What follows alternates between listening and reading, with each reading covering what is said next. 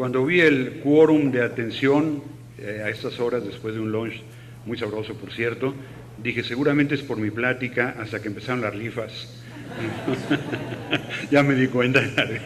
No, pero muchas gracias por haber sugerido este tema. No sé, voy a hacer un fast track porque el tema puede llevar mucho tiempo, pero la realidad es que depende del interés que tenga el país en particular en un programa como este, y voy a platicar de la experiencia en México de la certificación profesional. Desde luego hay que tomar en cuenta que las profesiones en México se ejercen mediante la obtención de una licencia, al igual que en muchos otros países, que otorga un órgano del gobierno, que en nuestro caso se llama la Dirección General de Profesiones, dependiente de la Secretaría de Educación Pública, órganos del gobierno. Y también el reconocer que en los últimos 50 años el crecimiento de la profesión ha sido muy importante, sobre todo en número de escuelas de contaduría pública, de universidades. Y aquí viene algo que puede ser que dificulte el problema, porque hay más de 500 en todo el país, algunas muy formales, otras no tanto. Y a esas incluso coloquialmente se les llama escuelas patito, o sea, que no tienen realmente un reconocimiento adecuado, pero que sí están produciendo el interés en la carrera. Son cifras aproximadas, pero menos de 200,000 alumnos cada año, de los cuales lamentablemente solo 25,000 concluyen la carrera. Es un fenómeno que ocurre en México, que puede ser también en otros países, y solo 13,000 obtienen un título profesional. Lo que hay que reconocer también, que es una problemática que se vive, es que hay diferencias de enfoque, hay una gran diversidad en la forma en cómo se lleva a cabo el desarrollo de los planes de estudio, por ejemplo. Los planes de estudio pueden ser distintos, en la forma como se dan las clases, puede haber clases remotas, puede haber presenciales, puede haber por periodos semestrales o cuatrimestrales, y la existencia de variados métodos para obtener los títulos profesionales.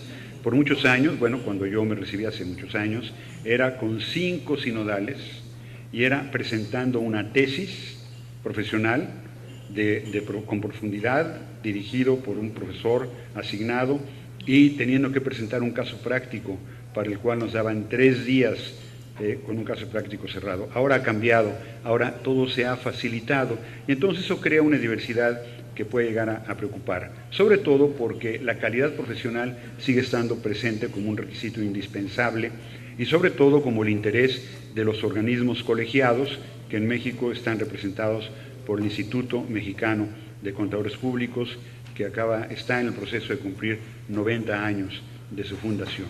Entonces, esto obliga a tener programas de capacitación y de actualización para la actualización muy activos, y obligó también a la creación de una norma de educación profesional continua que empezó hace más de 15 años de manera voluntaria. El instituto dijo, hombre, es bueno capacitarse, invito a quien quiera ir registrando los cursos a los que asiste, los artículos que prepara, las lecturas que lleva a cabo de una forma ordenada, que los vaya registrando en el Instituto Mexicano de Contadores Públicos, simplemente para llevar una estadística. Después de varios años se dijo, bueno, esto ha funcionado, la gente lo ha tomado bien, ahora vamos a hacerla obligatoria, la educación profesional continua, y siendo obligatoria se estableció un mínimo de 65 puntos anuales, lo cual parece exagerado a la luz de algunos de nosotros, porque si comparamos con nuestro vecino del norte, con Estados Unidos, y ahorita van a ver por qué la importancia de esto, ellos tienen 40 puntos anuales que se pueden acumular en 3 años para llegar a 120 puntos, y que podría darse el caso de que el primer año no lleguen a los 40, el segundo año no lleguen a los 80 y en el tercer año acumulen para llegar a los 120. Entonces el nuestro con 65 puntos no solo es más estricto en el número de requerimientos, sino también en la forma como se acumulan.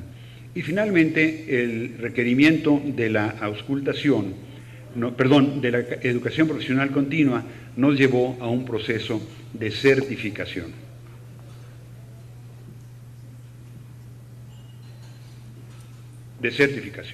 Muy bien.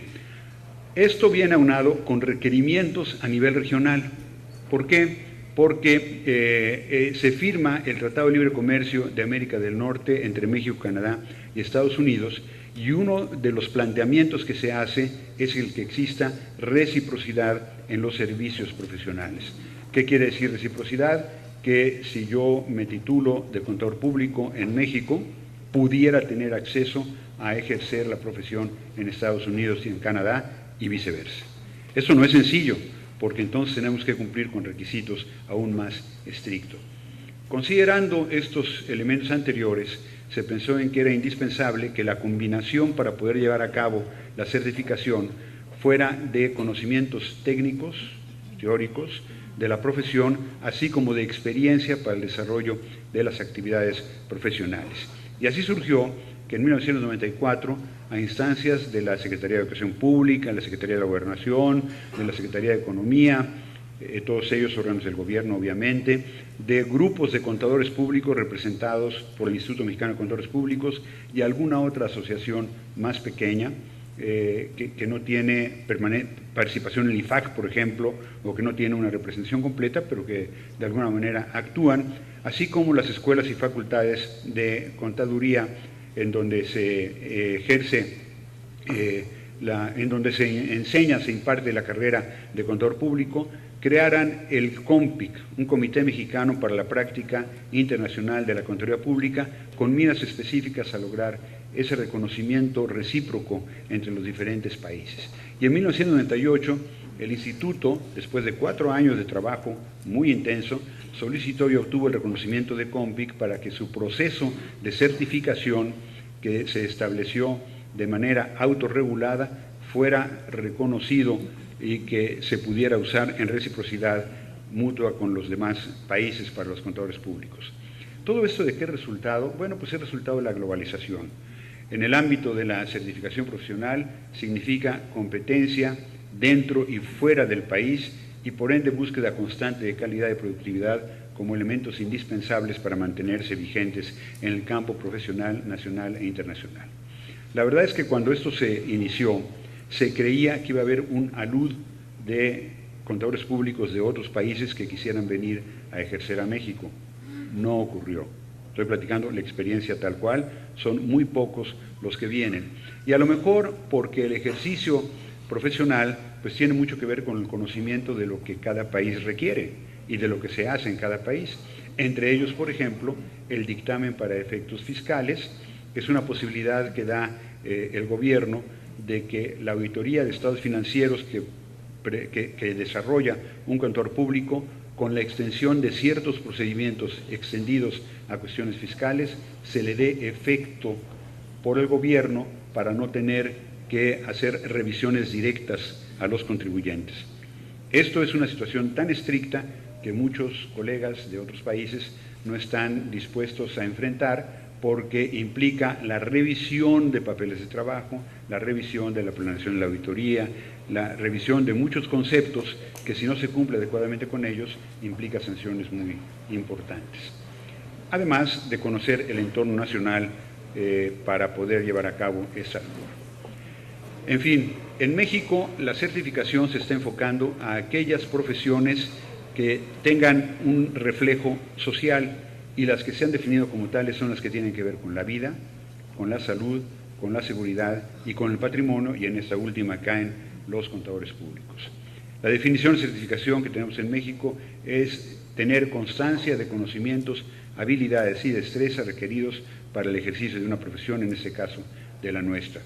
Y de hecho reconocer que hay 3 tipos de certificación: una la académica, que se da con el título profesional, ya decía yo, más o menos 500 escuelas de contaduría pública a nivel universitario; la oficial, a través de una cédula profesional que hasta ahora ha otorgado la autoridad gubernamental simplemente llenando ciertos requisitos, hasta ahora sin un examen, sin ningún requerimiento adicional; y finalmente la profesional, que es la certificación profesional, que hasta ahora ha surgido con un efecto de la autorregulación, sistema que a mí me parece muy conveniente. Es mucho mejor que una profesión se autorregule y exija la certificación profesional a esperar a que las autoridades lo tengan como un requisito indispensable para poder ejercer. Por lo menos eso es lo que hemos pensado en México.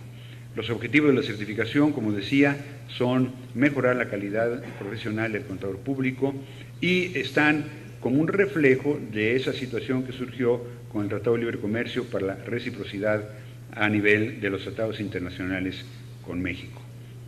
El proceso de certificación del Instituto Mexicano de Contadores Públicos está aprobado, formalmente aprobado, por un organismo internacional que se llama el International Qualification Appraisal Board y que tiene representantes de México, de Canadá y de Estados Unidos. Y el 27 de diciembre de 2002 se firmó en Washington el Acuerdo de Reconocimiento Profesional Mutuo entre los tres países para la contaduría pública. Ese acuerdo de reconocimiento profesional mutuo fue ratificado en 2003, ratificado en 2008 y extendido en 2013 hasta el 31 de diciembre de 2015. ¿Por qué es importante esto? Porque esto no es estático, sino que es dinámico. No es cuestión de que ya me inscribí y logré permanecer 5 años y se acabó. No, se está actualizando constantemente y eso para los organismos profesionales implica una gran demanda de cumplimiento con muchas cosas. En 2005 el Instituto fue el primer organismo colegiado, además, en obtener por parte de la Secretaría de Educación Pública el reconocimiento de idoneidad. ¿Qué significa esto? Que las autoridades gubernamentales reconocen que la certificación de contador público es válida para efectos legales. Esto es la primera profesión que lo logró formalmente. Hay otras profesiones que han tenido certificaciones, pero que son de autorregulación. Ese reconocimiento otorgado por la Secretaría de Educación Pública permite entonces a los contadores públicos que han cumplido con él el dictaminar para efectos fiscales. Y esa dictaminación para efectos fiscales es una fuente de servicios muy importante en nuestro país. Ahora bien, ¿cuáles son los requisitos en México para la certificación profesional? Tener una cédula profesional expedida por la Dirección General de Profesiones. Ya explicaba yo cómo se obtiene esto, sin muchos requisitos. Pero tener constancia de práctica profesional en contaduría pública por 3 años. Y esto es algo que se toma muy en serio. El Instituto Mexicano de Contadores Públicos lo valida y lo acepta o lo rechaza. Tener un título profesional con antigüedad mínima de 3 años y este es un requisito interesante, haber trabajado 3 años con un contador público certificado. Esto podría parecer una exageración, pero no tiene mucho que ver con cumplimiento de conceptos de ética, por ejemplo. Y finalmente, aprobar el examen único de certificación. Este examen se inició a partir de mayo de 1999, el cual constituye un instrumento para proporcionar la certificación profesional. El objetivo es medir el conjunto de conocimientos, habilidades y destrezas basados en la experiencia y en el juicio profesional requeridos. Este examen aplica a todo contador público que lo solicite y es elaborado por el Instituto Mexicano de Contadores Públicos a través de expertos en cada tema, pero con asesoría del Ceneval. El Ceneval es el Centro Nacional de Evaluación, que es un organismo del gobierno independiente, muy estricto, que establece las formas como se debe preparar un examen, cuáles son los reactivos, cómo se deben calificar y con una absoluta confidencialidad. Además, cambiante. El examen que se presenta este año no es el mismo examen que se va a presentar el año siguiente ni el que se presentará en el futuro. Es aplicado y calificado por el Ceneval, lo cual le da una gran validez porque el Instituto Mexicano de Contadores Públicos no es juez y parte, establece los requerimientos técnicos, pero quien lo aplica es otra institución. ¿Y en qué áreas? En responsabilidades profesionales y conceptos de ética, en contabilidad, en costos, en fiscal, en derecho, en finanzas y en auditoría. Esos son los grandes temas que se cubren en el examen. Ahora bien, esto ha evolucionado porque la certificación a la que yo me he estado refiriendo es una certificación de tipo general para todos los contadores públicos. Pero hace 5 o 6 años surgió una inquietud de que los generalistas ya no es algo que se esté considerando en la profesión como algo indispensable o necesario, sin querer decir que tengan que desaparecer, ni mucho menos, sino que se estableció la certificación por disciplinas. así como los médicos tienen a los cardiólogos, a los ginecólogos, a los otorrinos, etcétera, etcétera, etcétera, se pensó que también era bueno crear una certificación por disciplinas en nuestro país. Esto está creado un Consejo Nacional de Evaluación para la Certificación, en el cual participan la Auditoría Superior de la Federación, que es el órgano máximo para hacer auditorías a empresas del gobierno, la Secretaría de la Función Pública, el Servicio de Administración Tributaria, que pertenece a la Secretaría de Hacienda y Crédito Público, la Facultad de Contabilidad y Administración del UNAM, el CINIF, Consejo de Normas de Información Financiera, que es el órgano normatizador en materia contable en México, el Instituto Mexicano de Ejecutivos de Finanzas, y está capitaneado por el Instituto Mexicano de Contadores Públicos, en donde se desarrolla el proceso para certificación profesional por disciplinas en contabilidad, contabilidad gubernamental, contabilidad y auditoría gubernamental, finanzas, fiscal y costos. Cuando esto se inició, se tenían juntos el de contabilidad gubernamental y contabilidad y auditoría gubernamental, pero llegamos a la conclusión de que no era posible. Podía haber expertos en contabilidad gubernamental que nunca habían hecho una auditoría, y entonces se separó en dos grandes conceptos. Estas disciplinas, cuando se certifican, no tienen todavía el reconocimiento de idoneidad de las autoridades gubernamentales. Se está intentando, no es fácil. Ahora, cuando un proceso de certificación se inicia, la gran pregunta es, bueno, ¿quién lo inicia? ¿Quién tiene el derecho para decir voy a crear especialistas? Y entonces se desarrolló desde hace muchos años lo que se conoce como la cláusula del abuelo. La cláusula del abuelo es un grupo de profesionales que han pertenecido al Instituto Mexicano de Contadores Públicos y que han tenido experiencia, un reconocido prestigio, y han cumplido por varios años con la regla de educación profesional continua. Se abre el proceso, se da un plazo, aplican los que tienen interés, y una vez terminado el plazo, se cierra la posibilidad de certificarse con la cláusula del abuelo.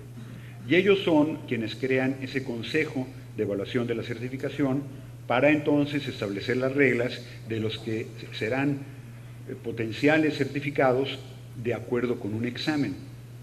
Debo decirles que en la cláusula del abuelo, pues la verdad, a los que teníamos más edad nos benefició un poco, porque enfrentar el examen único de certificación no es sencillo. Tan no es sencillo que el Instituto Mexicano de Contadores Públicos ha creado diplomados para presentar el examen único para la certificación. Se expiden certificados, uno de ellos aquí está para la certificación general y otro para la certificación por disciplinas, los cuales tienen una vigencia máxima de 4 años. Durante esos 4 años hay que cumplir con la norma de educación profesional continua, y si no, ya no se sigue siendo certificado, y hay que presentar el examen si se pretende volver a ser certificado. Quien no cumpla con ello, entonces está enfrentando un problema serio. Algo que comenté, hasta ahora ha sido autorregulación de la profesión. Sin embargo, los mismos argumentos expresados de diversidad de planes de estudio, diversidad de formas de recibirse, diversidad en los métodos que se imparte la carrera, despertaron la preocupación del gobierno, y recientemente salió un proyecto de ley para exigir la colegiación y certificación obligatorias, no solo para los contadores públicos, sino para todas las profesiones que tienen que ver con los 4 conceptos que yo comenté: patrimonio, vida, salud, etc.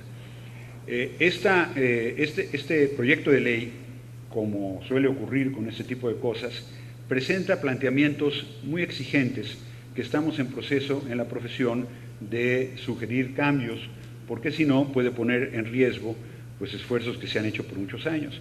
Por ejemplo, establece que la certificación, la posibilidad de que un colegio de contadores públicos o un instituto mexicano de contadores públicos certifique se da solo por 5 años, y a los 5 años tiene que hacer una nueva solicitud para poder tener derecho a seguir certificando.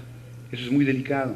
Lo que debería ocurrir es el que sea aceptado como certificador la primera vez, durante 5 años, a los 5 años se verifique que cumpla con todo lo que se establece para poder tener acceso a ello, y si cumple, se le ratifica Es un ejemplo de las dificultades que pueden surgir de este planteamiento legal.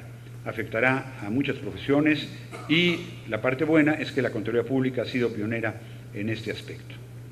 La gran pregunta que habría que hacerse es si vale la pena la certificación o no. Por cuestiones de ética, de capacidad técnica, de actualización, de competencia, de dar servicios especializados, de globalización, porque en otros países existe, pareciera que la respuesta es positiva.